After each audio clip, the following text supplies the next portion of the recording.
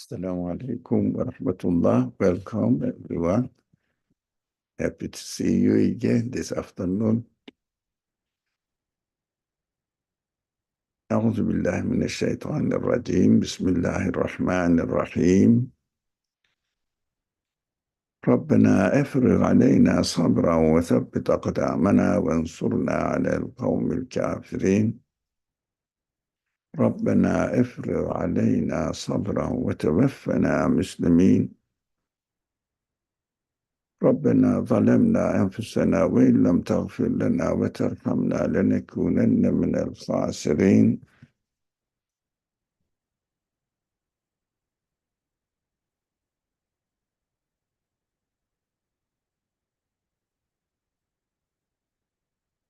ربنا آتنا في الدنيا حسنة وفي الآخرة حسنة وقنا عذاب النار. ربنا اغفر لنا ولوالدينا وللمؤمنين يوم يقوم الحساب برحمتك يا أرحم الراحمين.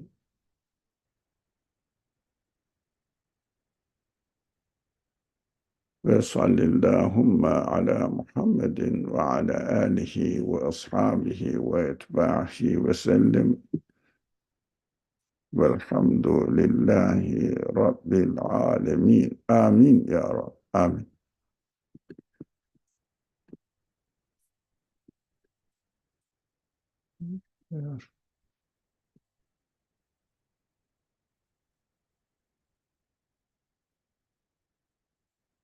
Inshallah, we will continue studying the section Yasin of the Quran. Last week we studied the verse 73 and Bismillah ar-Rahman ar-Rahim وَلَهُمْ فِيهَا مَنَافِعُ وَمَشَارِبُ أَفَلَا يَشْكُرُونَ. So we talked about it a lot. How do they have other benefits from them, from the animals, including milk to drink. Will they not then be grateful? Of course, these are bodily benefits, but at the same time, main purpose of the Quran is to teach us not only bodily benefits, but spiritual benefits, what their existence conveys us, which kind of news we receive from them, and so that our spirit will be satisfied with them, so that we will be thankful not only to satisfy our bodily needs, but also our spiritual needs. That is why we should be concerned with the spiritual needs of it, because this yashkurun, which means efela yashkurun, will they not then be grateful, refers this point. You will be thankful, but thankful to whom? The one who provided it. And who is this one who created all this for our benefit? And also, while he is creating, or in his act of creation, he introduced himself to us, which kind of creator it is, and telling us how he knows us, he is treating us mercifully, so that we will see the real mercy in acknowledging him. When I will say, oh, yeah, I learned that the animals are serving us, and I'm very thankful to the one who prepared them for me. But if I don't get spiritual satisfaction, I will say, okay, you fed my body, but what will happen when I die? Then I will disappear, and all what I experienced here, enjoyed my life here in the world, will be ending in nonsense way. So in a nonsense way that at the end, I will lose all of them anyways. The human being understands that at the end, if I'm going to lose it, what worth is it really? Is it really worth to be thanked for or grateful for? That why we have to pay attention to the gratefulness side of the matter, so that we will see here in the following verse a sudden change. And that is why I said definitely we have to go back to the previous verse and see why this subject seemed to be suddenly changed, jumped, in fact.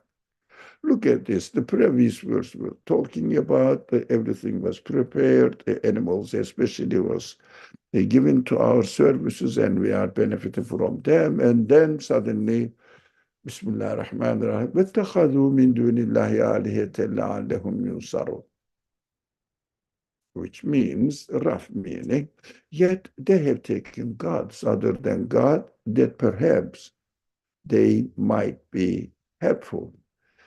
That is why it is important to pay attention to the details.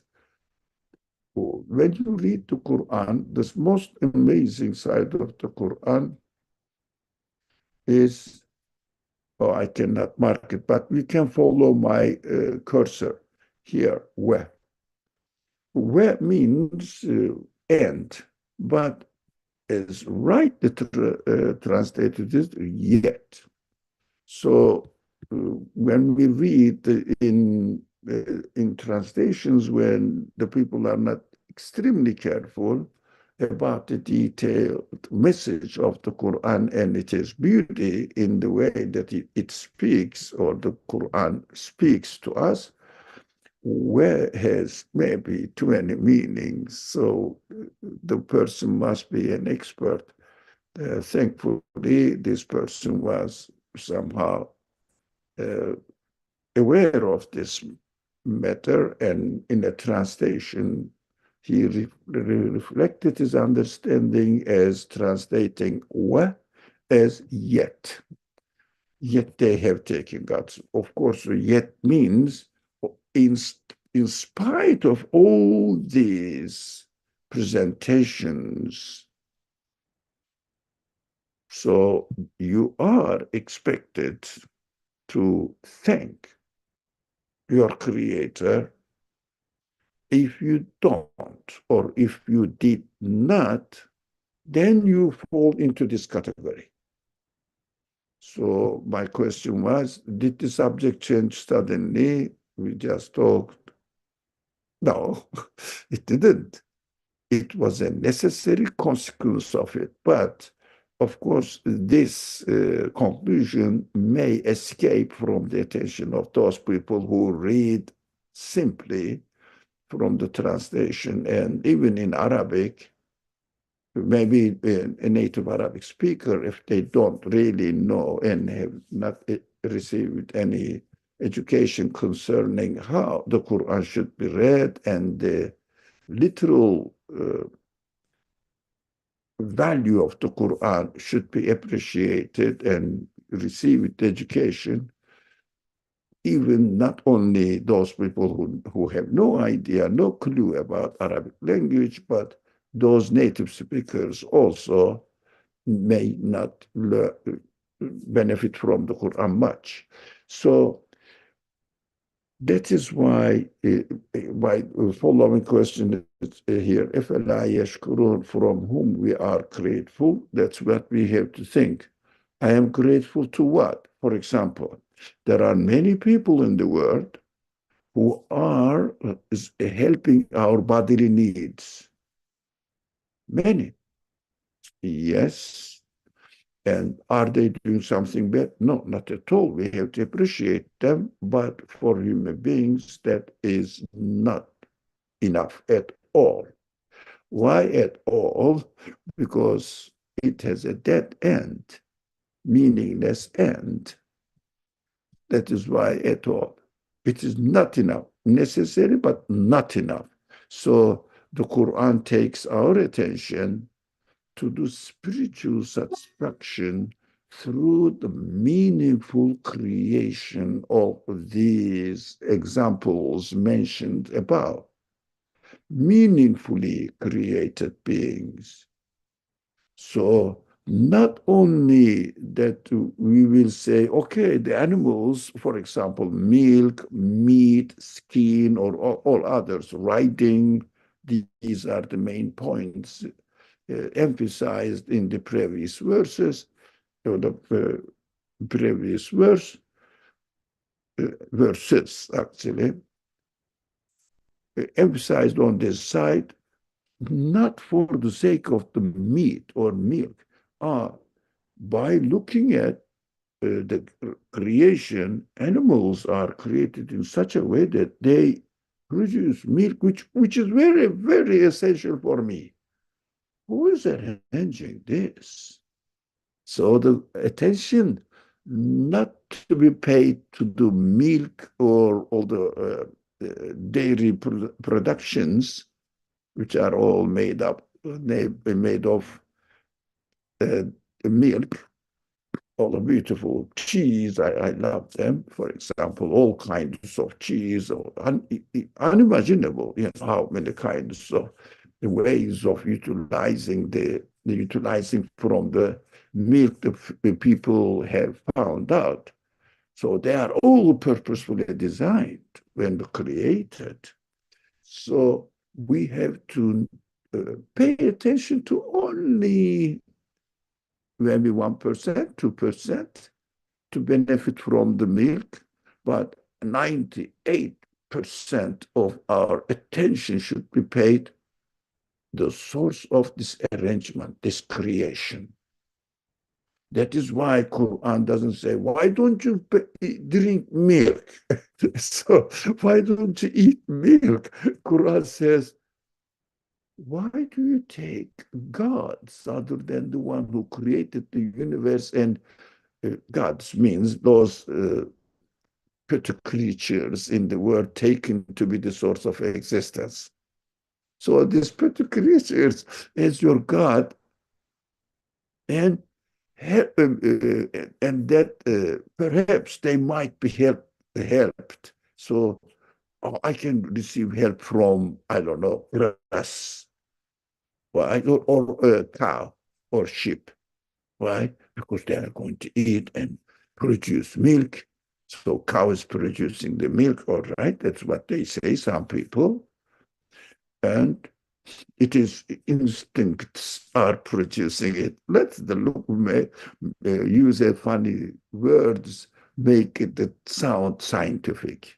So Quran emphasizes that you didn't pay attention to the details in the creation and purposeful actions there, and you have to see that the cows, sheep, horses, or other animals, even the beauty of the birds and other hunting animals that the human beings can eat, benefit from them, they are deliberately created for you so that you will know the source of their existence.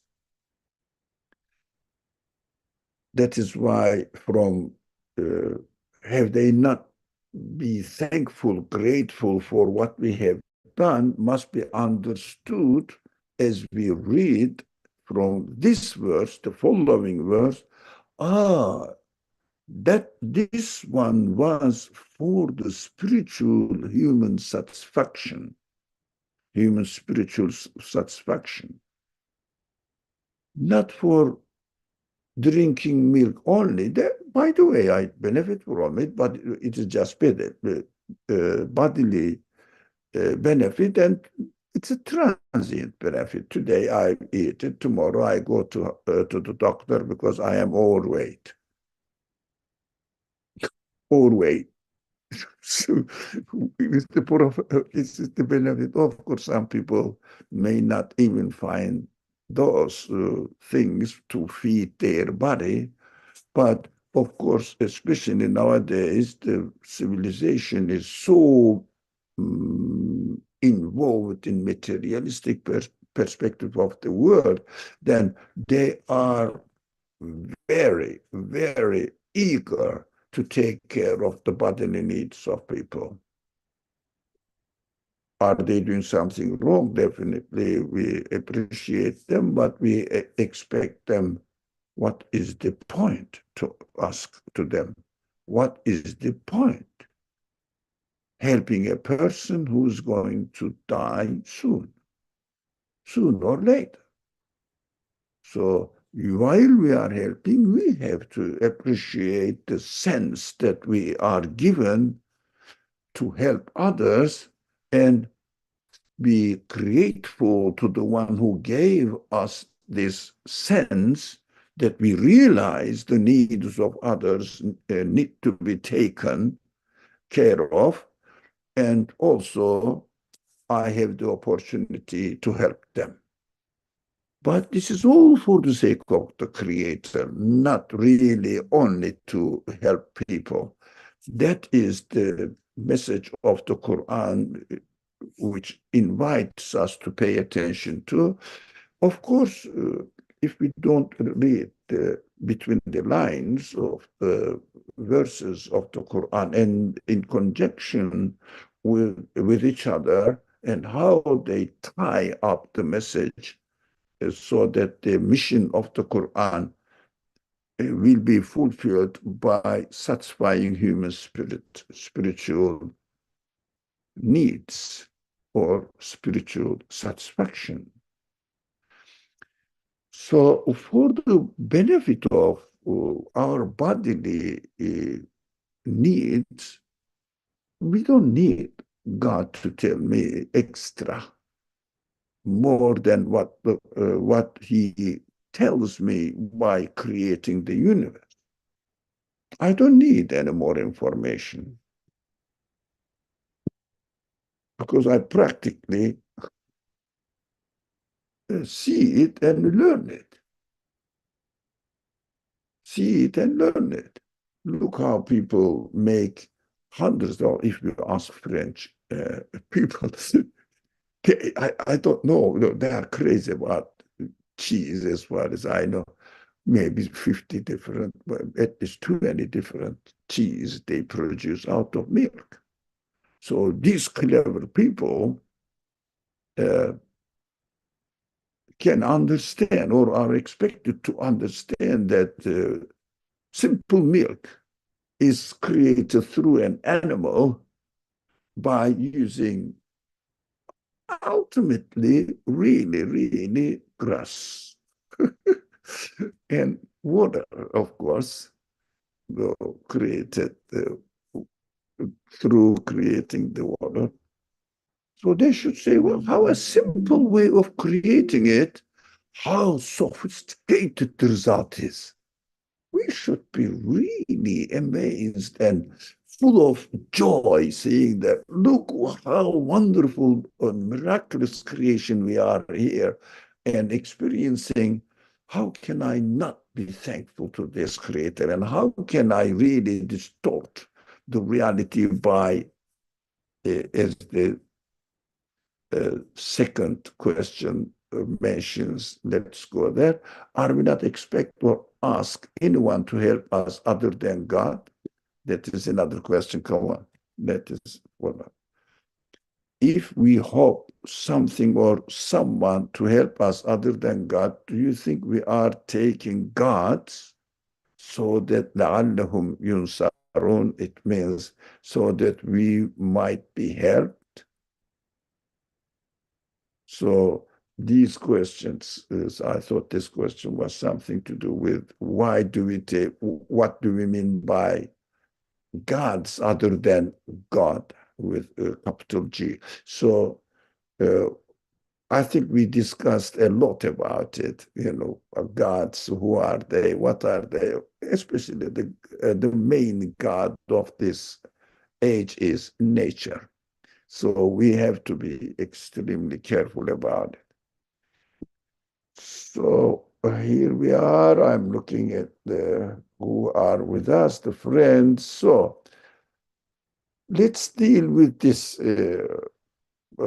questions, very practical daily questions. Are we not expect or ask anyone to help us other than God? That's what literally verse says. An answer, Afshan, please go ahead without wasting time.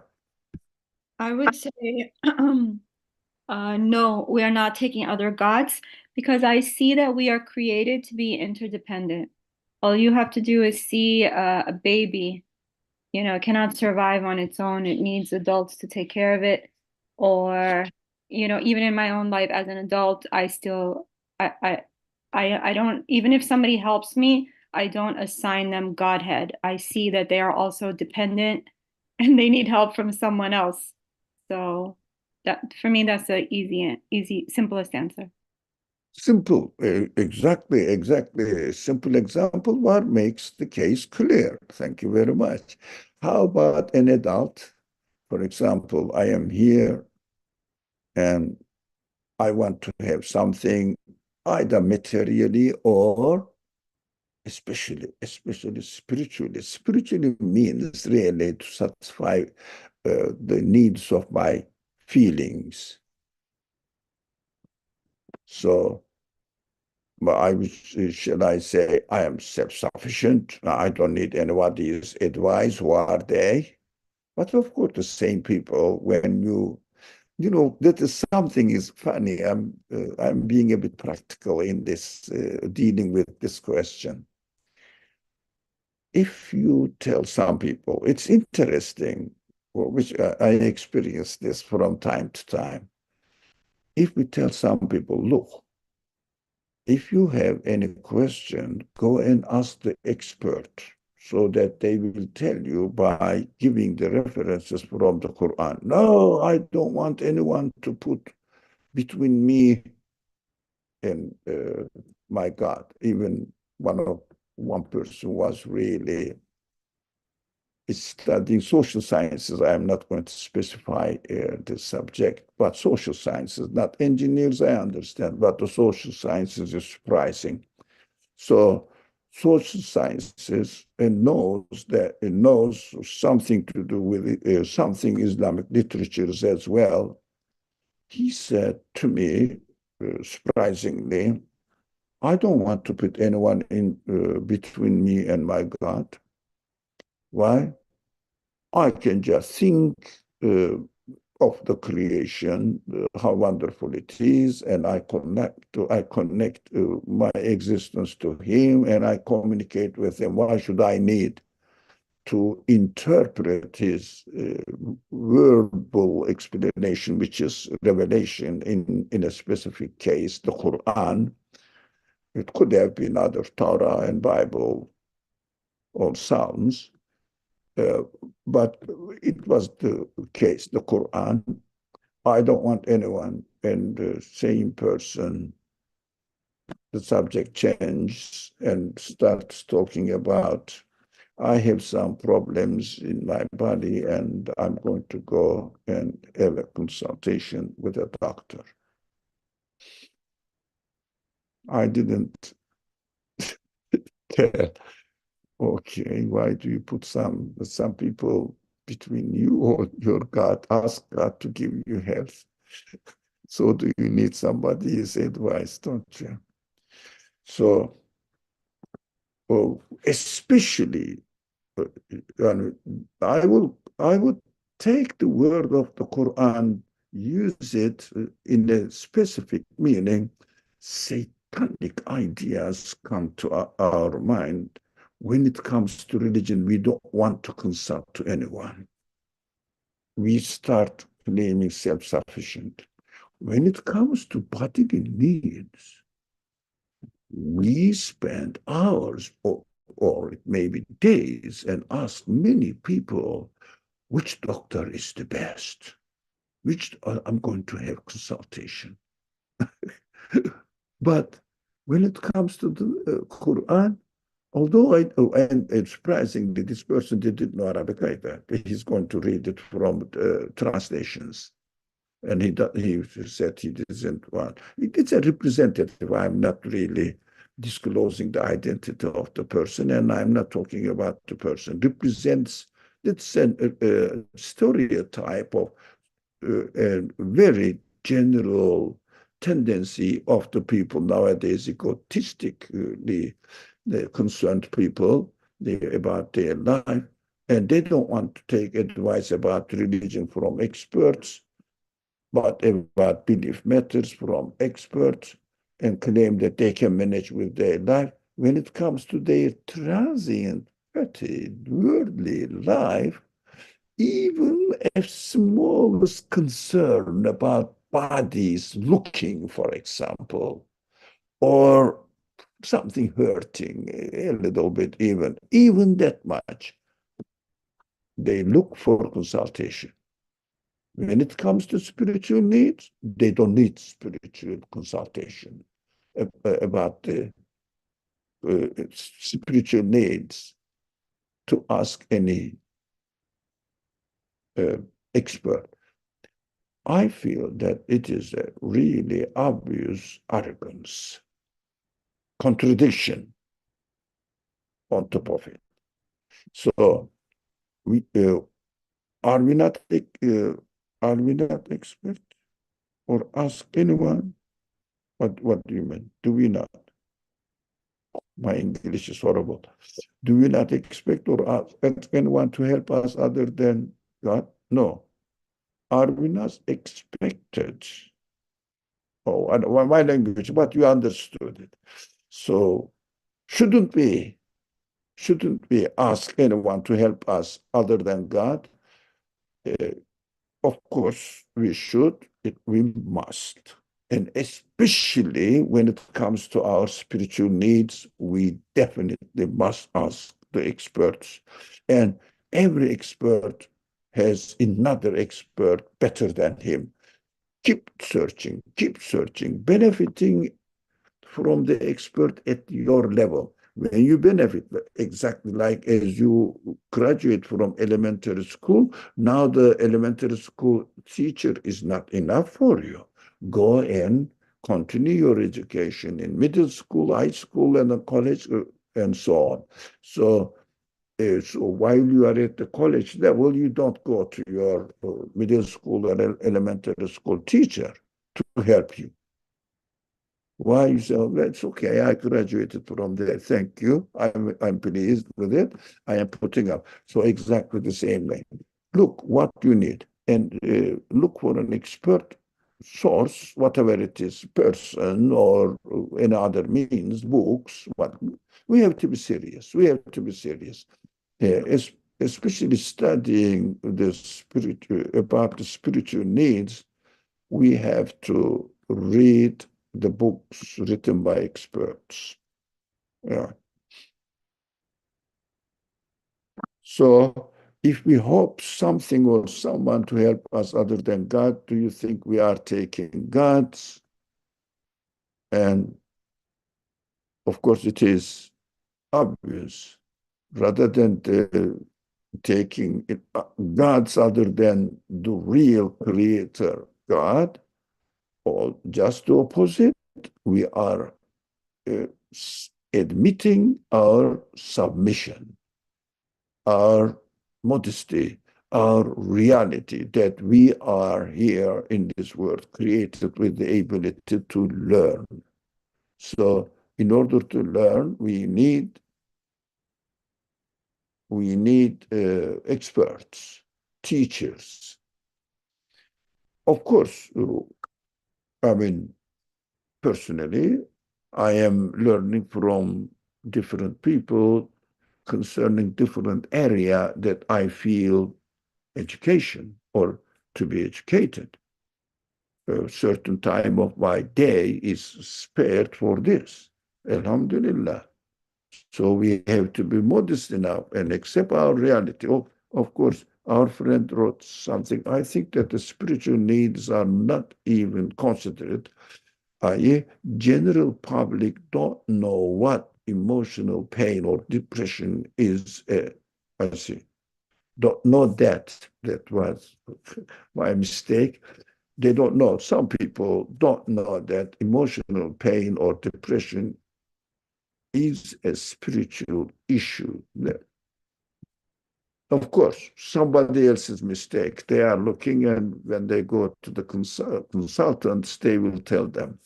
because of your parent treated you in this way, or your friends in school treated in that way, and your neighbors are nasty to you. That's why you feel disturbed, and you are a perfect person. Of course, they love this kind of uh, consultants because they justify their egoistic ideas or attitudes. Unfortunately, nowadays, I heard that the most needed experts are consultants, spiritual, psychological consultants, family consultants. Of course, of course,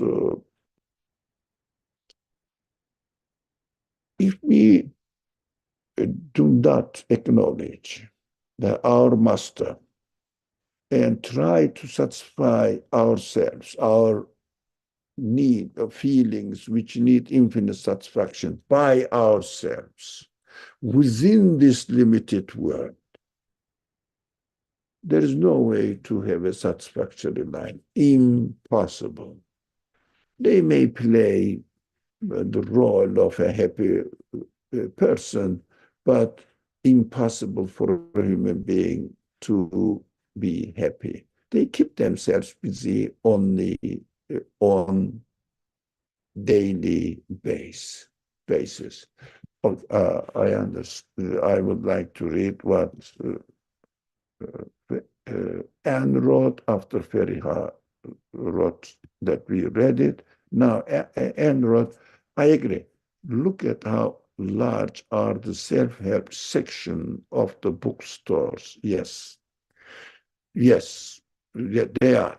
But at the same time, I heard from somebody who's studying, who's in the field of medical education, the highest demanded subject now, psychology, and of course, uh, advancement in psychological studies going after college students, and they need consultants. They need consultants. I feel this is the mercy of God.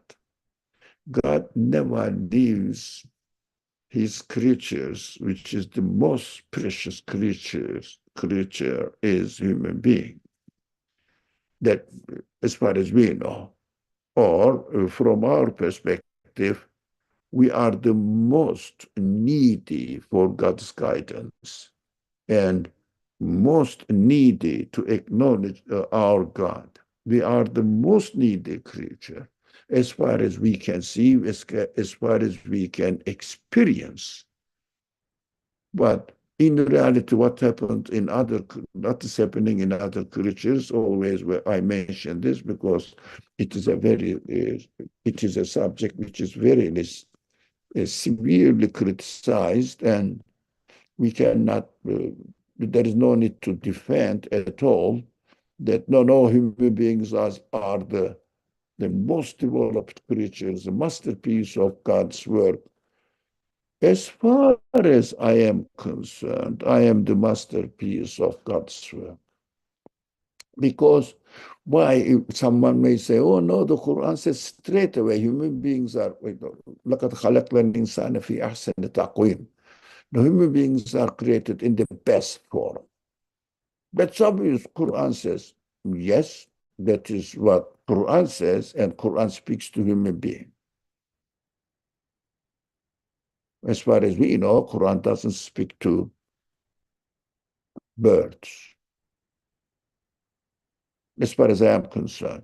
That's why I have to understand the Quran within my human capacity, and I understand that we have to be very careful, unfortunately, the method of reading the Quran is not studied among Muslims.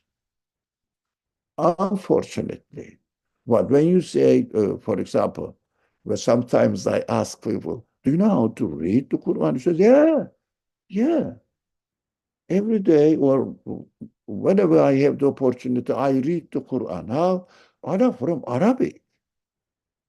So, see, he means literal reading of the Arabic alphabet or the Quranic alphabets or words. But it is so strange that the people are not aware of uh, this, especially divine scriptures, need special education, how to read them. There are principles, and these are called ulum al-Qur'aniyya. For example, even the Jews know this. Christians don't know. The Christians, their affiliation with their sources or scriptures are very, very shallow. But Jews are very deep, are not as deep as Muslim scholars, but they are deep. We have to appreciate it. And they know when you say, do you know how to read Torah? They will say, not really. But the Muslims are not aware of it. Muslims are not aware that they don't know the method of reading the Quran because there is no such education.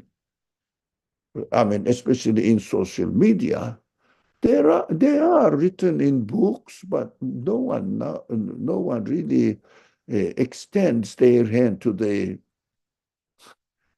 shelves of the libraries, going and looking for guidance. Or they say this idiot's guide, this kind of series, how to read the Quran. They don't look at it, because they don't feel the need. They think it is nothing to do with reality, their reality. They can read the Quran and understand, here it is, yet they have taken gods other than God, that perhaps they might be helped. What does it mean? We shouldn't take God other than the creator, God that's specified. So, uh, what do you mean? They might be helped? No, no answer. So they will get help from them. Who are they? Which are they? That's another problem. And of course, this is the very first step of or stage of questioning how to read the Quran. Anyways, rather than criticizing people, we have to pay attention that we need to learn this. And also, my aim is here really not to teach you anything or share my whatever I have gathered from my readings to teach you Arabic or something. But while we are reading, the basic things I share with you so that you will know that just reading the literal things, uh, literal meaning that we get from it is not enough. That is just the beginning. So I have to emphasize on it. So given a general approach in order to build up an understanding how to read the Quran, so that when you read it, you will bear in mind, I have to question about this. It is not that simple. Let me see the connection between the previous verse and this one, and also why this phrase is used in this way, and what the specifications mentioned here. Of course, everybody will start from his or her own level and develop it as much as he can or the person can. Anyways, that's a very, very simple question. We shouldn't, I mean, you know this so far, inshallah. The last question, how do you understand La ilaha illallah along with this verse? It is very clear, but I just wanted to draw your attention. We should study the verse, this kind of words, at the background of La ilahe illallah. At the background of La ilaha illallah. I'm repeating this. Everything. Look, here is even the previous verse. La ilaha illallah. No, let me see the follow. Oh, no, the following one is different. Now, now, for example, here they have other benefits from them, including milk to drink. Will they not then be grateful? Where is La ilaha illallah here? We have to ask them, where is La ilaha illallah? Because backbone of the Quran is La ilaha illallah. All of the verses can be studied from perspective of La ilaha illallah. Now, وَلَهُ فِيهَا مَنَافِعُ وَمَشَارِبُ فَلَا يَشْكُرُونَ. Now come to the translation. They have other benefits from them, including milk to drink, including this. Yeah. Will they not be thankful? So while we are benefiting from it, don't think that it is milk which is satisfying you. Don't think that cows are satisfying your need. Therefore, you have to be thankful to the one who created and employed it and arranged the relationship between me, you, and those creatures. That is a conscious act of creation, and none of the parts of this world can be conscious at all, so that you may be taken as gods for yourself. So in the following verse, this subject is emphasized, and really our attentions are drawn to this conclusion. So we can read every verse from La ilaha illallah perspective. So we understand, if we have this method of reading the verses, we will understand that Quran speaks only to satisfy our spiritual needs, although he mentions the bodily needs also taken care of.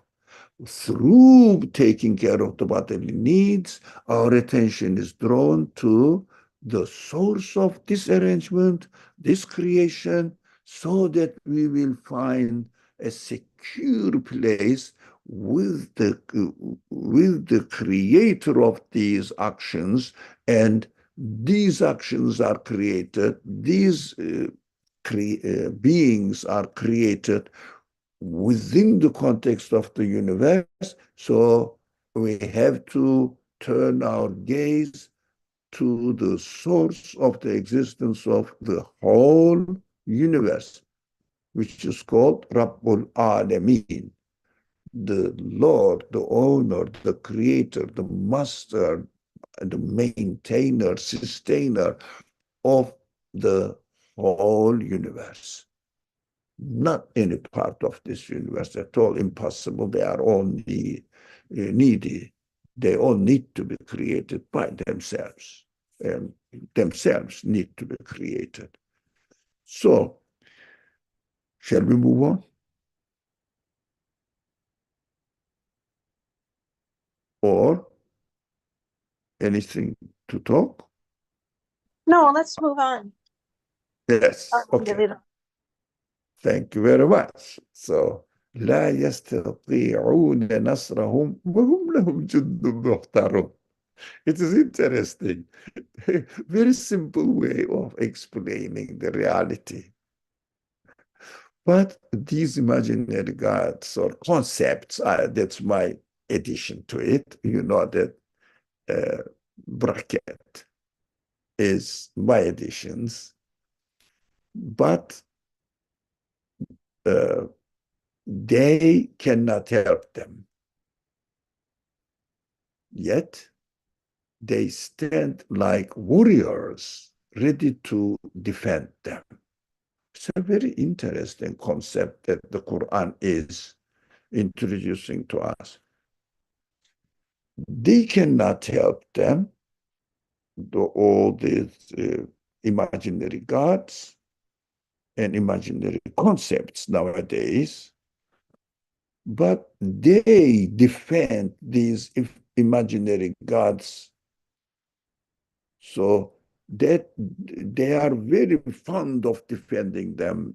For example, of course, this is understood by some scholars, of course, with good intention.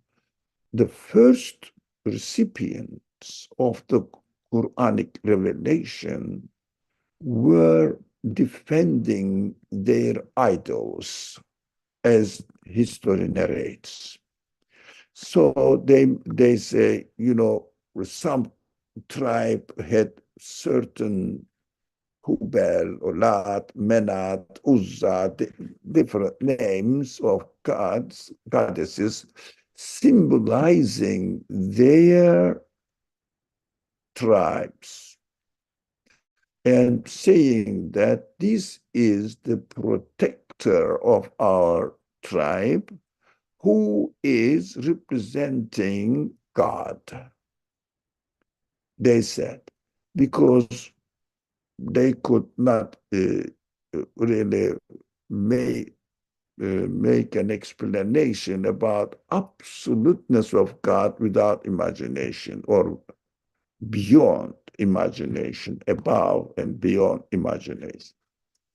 So they wanted to symbolize it. And that's how they explain this verse. Of course, they are open to understanding depending on the uh, current fashion of the present day, whatever they are living now.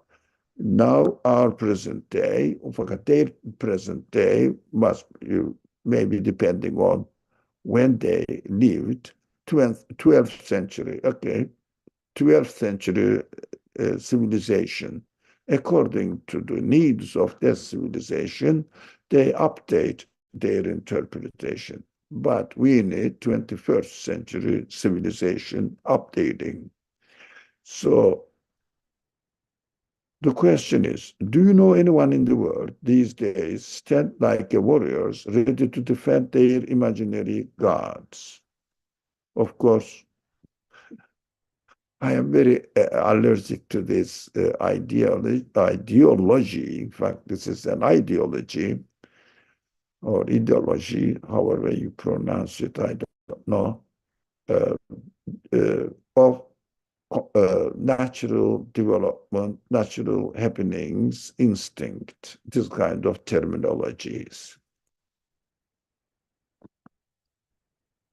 You know, are they, do they stand like warriors ready to defend these, their gods? The concept of nature, concept of nowadays very famous specific concept of evolution, natural development, natural happenings, scientific explanations, all these concepts, do they defend it?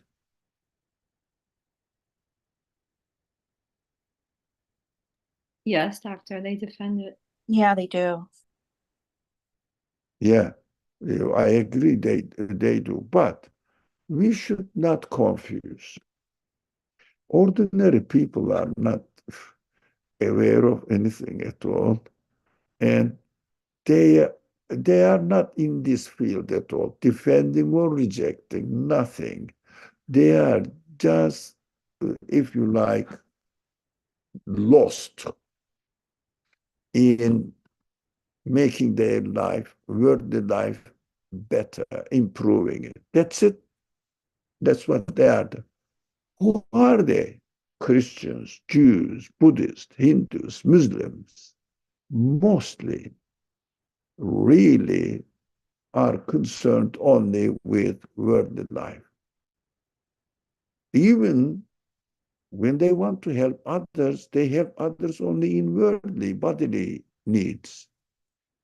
Not very rare. Of course, there are people, but as compared proportionately, 1% of the population, maybe among Muslims and some Christians, definitely, concerned with satisfaction or helping the spiritual needs, especially belief matters. Christians are not concerned with belief matters, as far as I understand, but they are concerned to affiliate people to Christian religious tradition. They are called Christianizing them, or another word is, okay, it didn't come to my mind. Yeah, evangelizing. But in Islam, ideally, evangelizing or Islamization should not be the purpose at all. Converting people to Islam is not the point. What are we going to do then? Yeah, we have to, encourage people to convert to Islam. No. Introducing or helping people to understand who they are in this world and try to understand the meaning of their existence. To my understand, is the first step. The second step, to help them understand what or who can be the source of their existence. That is the second step. And then, how can get guidance from this creator? Third step, look for it. There must be.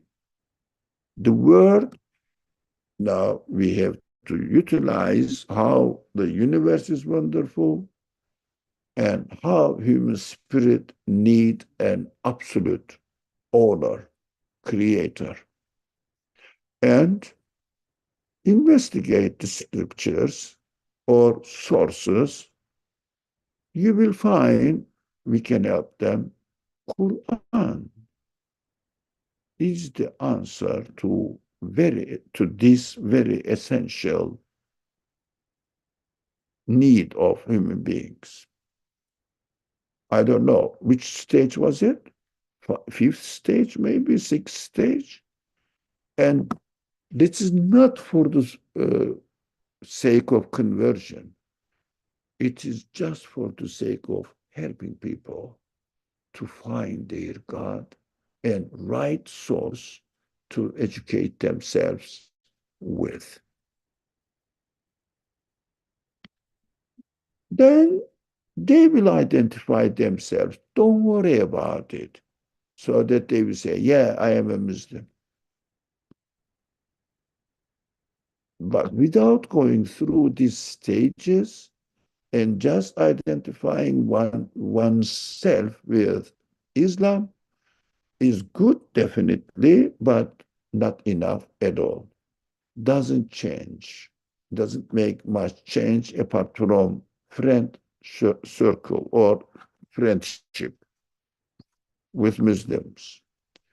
So I understand these stages must be followed, not only non-Muslims. No.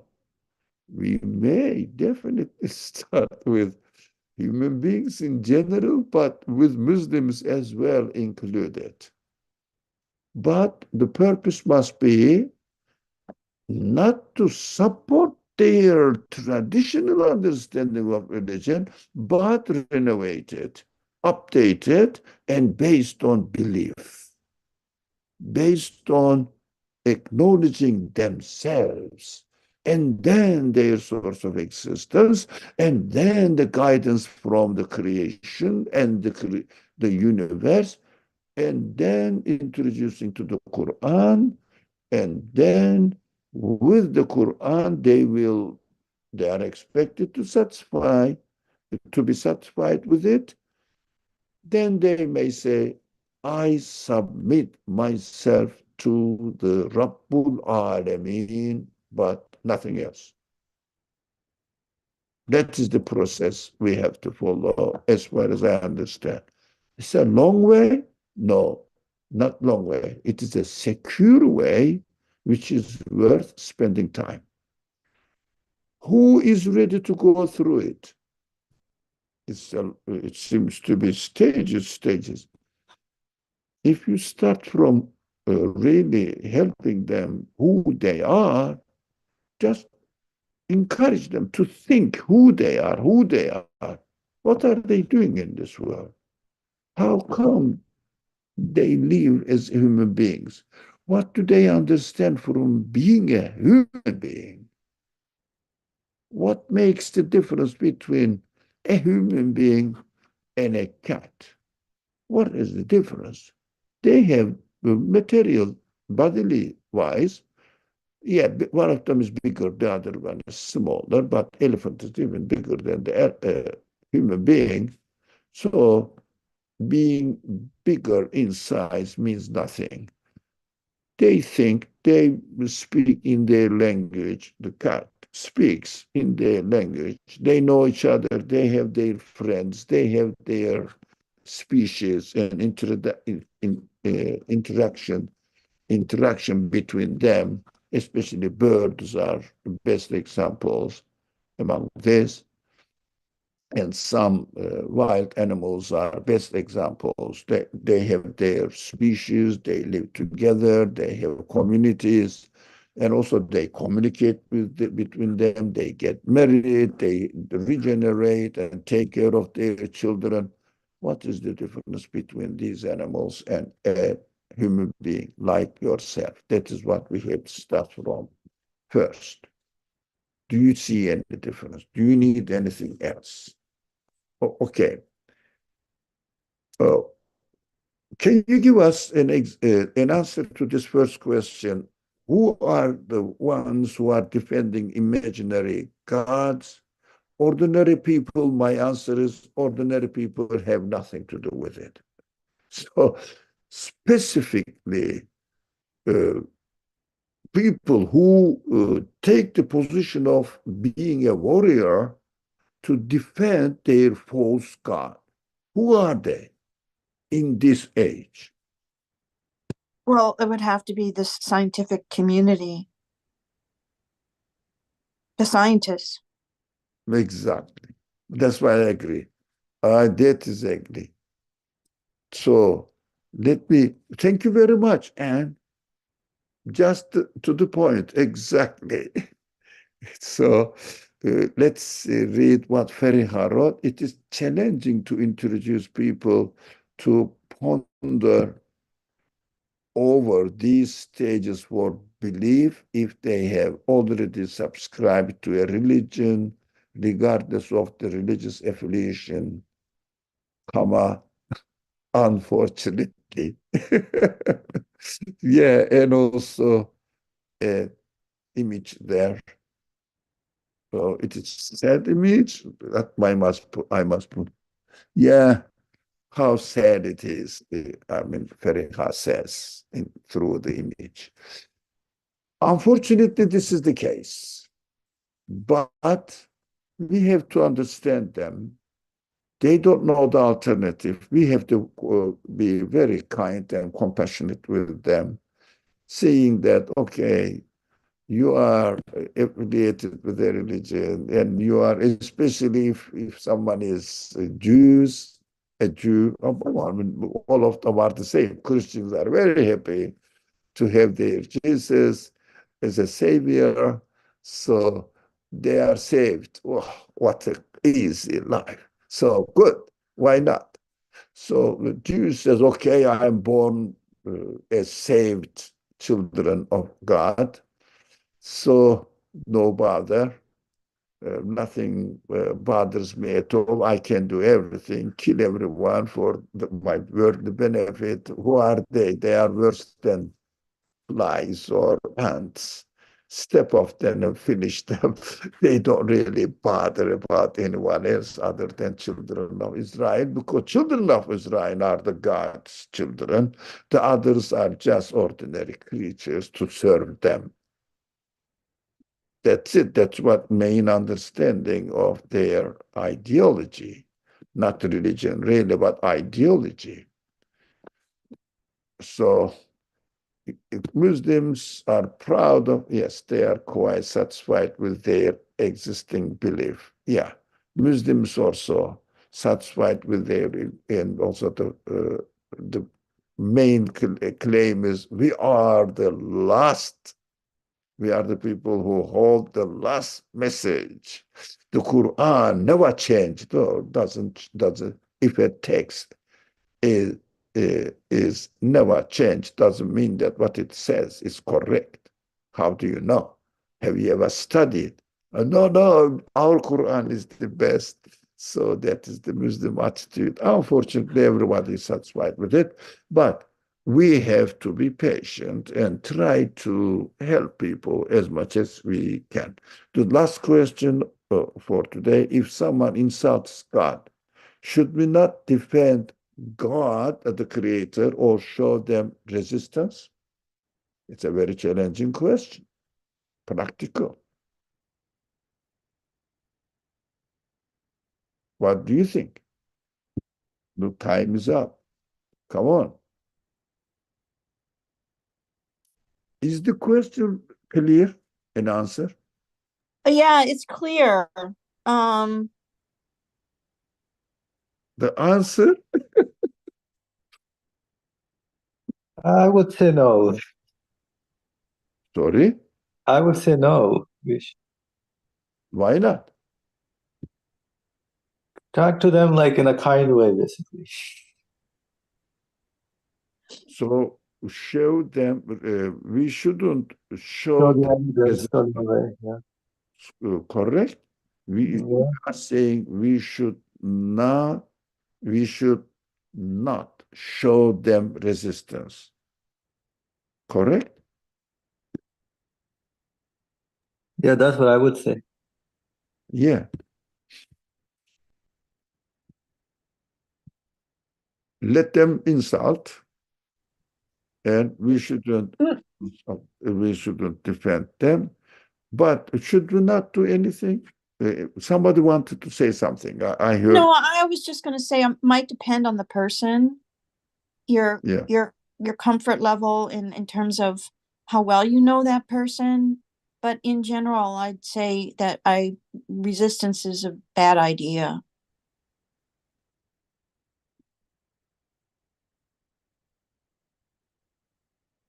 Yeah, I agree. It needs further explanation, although the time is up, but the subject is very hot to me. The Quran is full of jihad. Jihad, depending on the conditions, very rarely used when it's not the same word is used anyway in this context.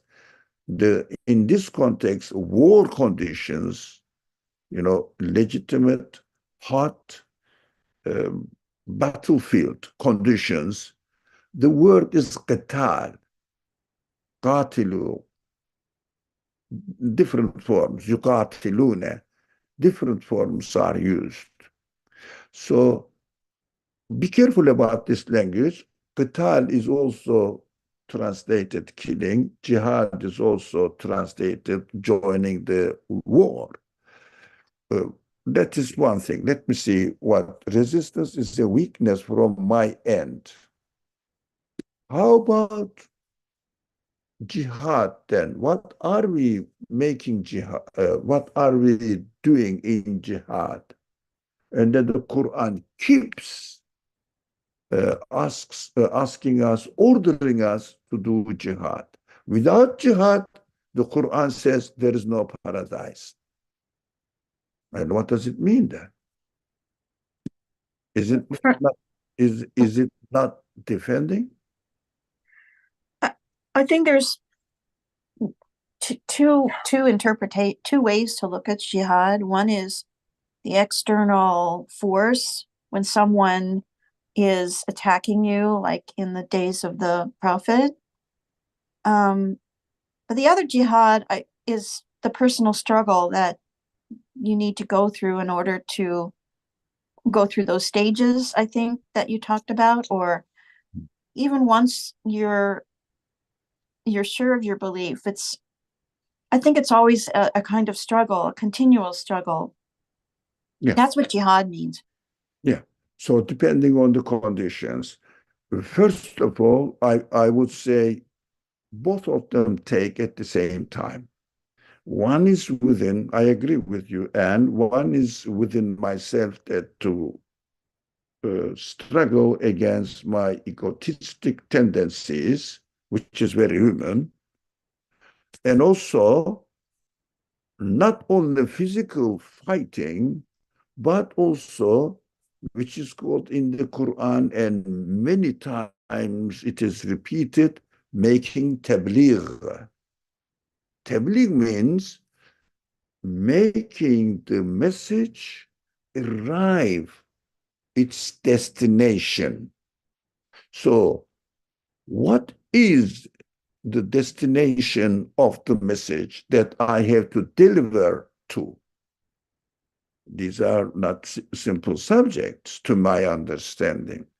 So Afshan said, follow prophetic example and give a warning. So I understood from Afshan's comment, give a warning, but which kind of warning I should give? Whether threatening them or what? No, you can just point out the human realities. Because it says here, if someone insults God, should we not defend God?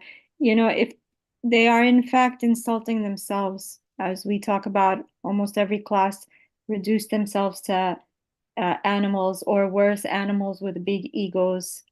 And so they're just hurting themselves by cutting themselves off.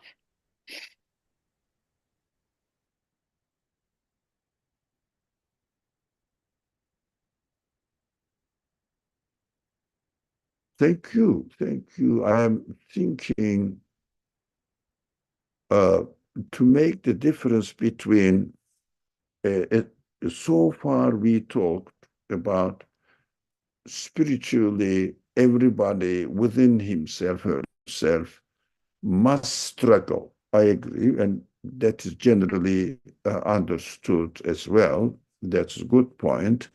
And also externally, we have to do something. The prophets made jihad, let's take the prophetic example, made jihad in order to deliver the message to his enemies even. That's what I say. The most important prophetic exemplary life, which is called Sunnah, is to make tabligh. This is prophetic mission. If someone asks me, what was the profession of the prophets? What were they doing? They were delivering the message, which is called in Arabic, tabligh. So the Pakistani people are very much familiar with this word, tabligh, jama'ah. There's a group of people call themselves tabligh, which is nothing to do with our subject, but tabligh, the word is very generally used, very often used among Muslims. They call it dawa, brother, dawa, sister. I think those words are very common among English-speaking Muslim new generation, young generation. So how are we going to do it? We discussed about it.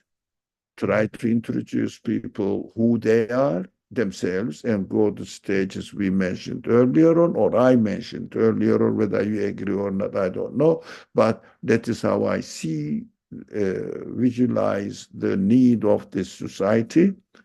And That is one thing, starting from there. And if someone insults God, I agree with Asim taking something in my hand and shouting that you cannot insult my God. This kind of stupid attitudes brings nothing but harm to Islam because it looks an idiotic way of defending the truth. So defending the truth must be as honorable as suited to the truth itself.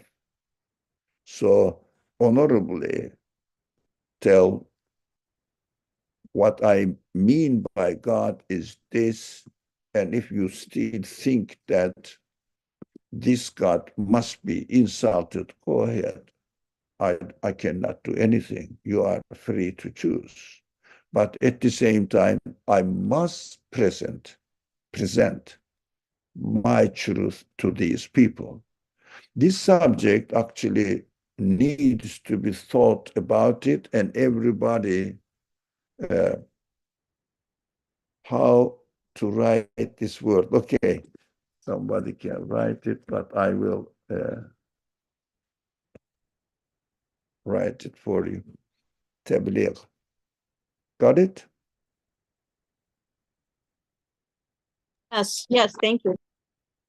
Yeah, that's how it's pronounced, tabligh. So it means delivery, actually, to deliver the message. But shouting in the name of defending God, defending the prophet is stupid to me. It's not honorable way of really defending the prophet, defending God. That's what happens sometimes. People at stupid men write something or that does something and going to street and shouting. Why do you go to street and shout?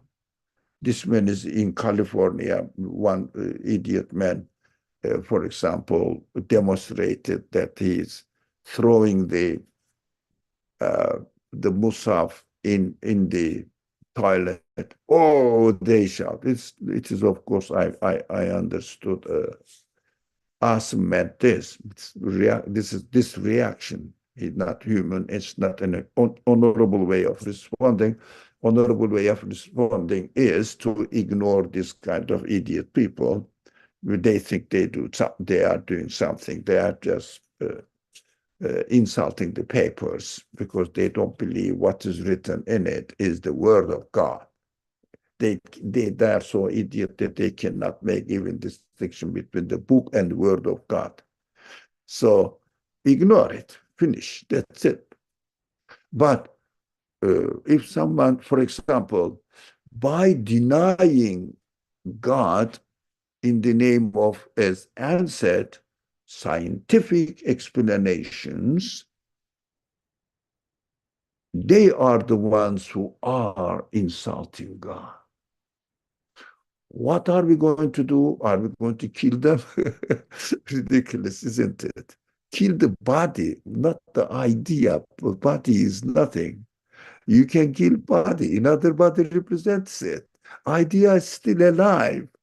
So you have to kill idea. That is called tabligh.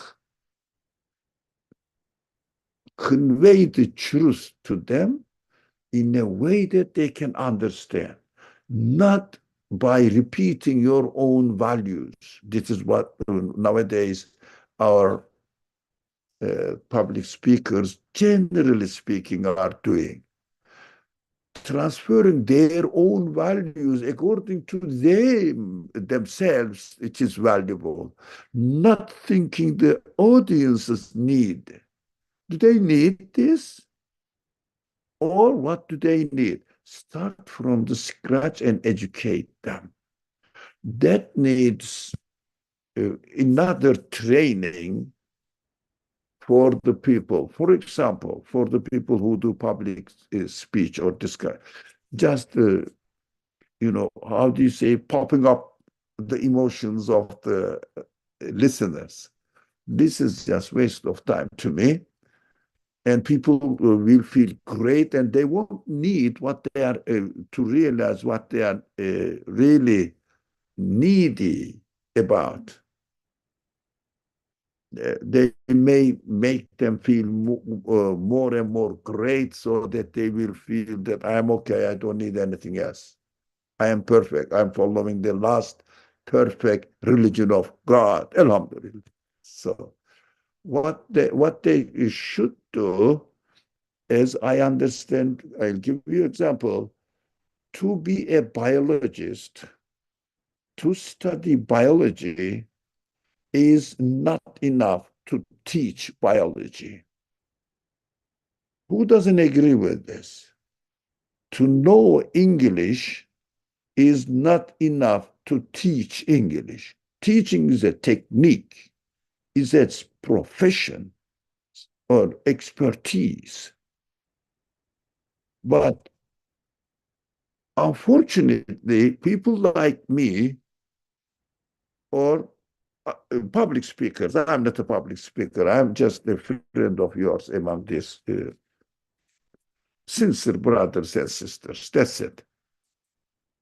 But we need, I am including myself as well into this category.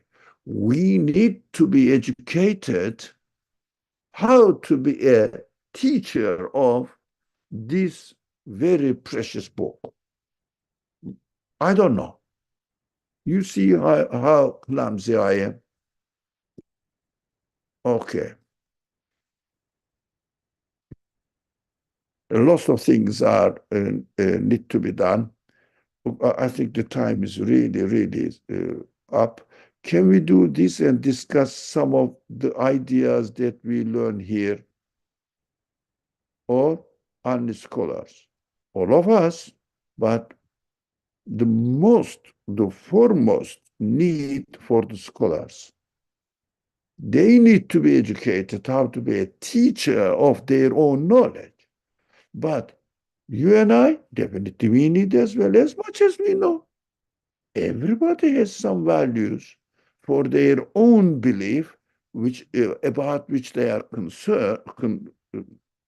convinced. So they have to learn as well.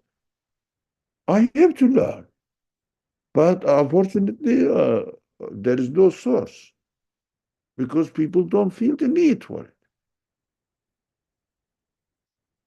How to get the education to be a teacher in religion, religious matters, in the context of 21st century.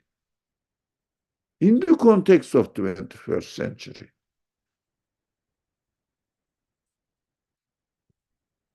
Inshallah, one day we will wake up. Let's pray. Any more comments? This is an interesting subject to me. Unfortunately, I left it to the last. I didn't know the time. I didn't notice it. Okay, I am sorry, Lucy. I am not educated in how to educate. I need to take the lesson to be a teacher if I want to be. As much as I know, every one of us is here. Every one of us, inshallah. But that is the need. We have to know everything needs its technique. So this needs also its technique. Inshallah. Bismillah ar-Rahman ar-Rahim. Any more comment?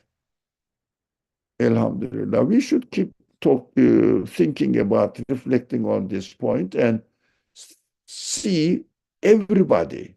What can I do? What can I do? Even one word, two words, a kind relationship with my family members, or I don't know, friends, anybody I'm communicating through social media. How can I? It must be within our agenda. And I must remember that I have to do something as much as I can. As I am happy with my belief and I feel satisfied with it, why not? I should feed other people also, not only people's stomach or bodily needs, but Spiritual need is the permanent, eternal one. How can I do that? Inshallah, we should all try to do something as much as we can. Everybody can do something. If nothing, as a Muslim, show your Muslim identity and speak to people kindly. That is a message, delivering the message. Muslims are not terrorists, horrible people. They are friendly people. So that is, for example, a kind of tabligh. Yes, inshallah, maybe the most important tabligh. Okay, Bismillahirrahmanirrahim. Subhaneke la ilma lana illa ma 'allamtana inneke entel alimul hakim. Ve ahiru davahum enelhamdülillahi rabbil alamin bi hurmeti sirri surat al-Fatiha. Inshallah, tomorrow at 6 o'clock again, we will meet, inshallah, in the same room, virtual room. Bismillahirrahmanirrahim. Vesselamu aleykum.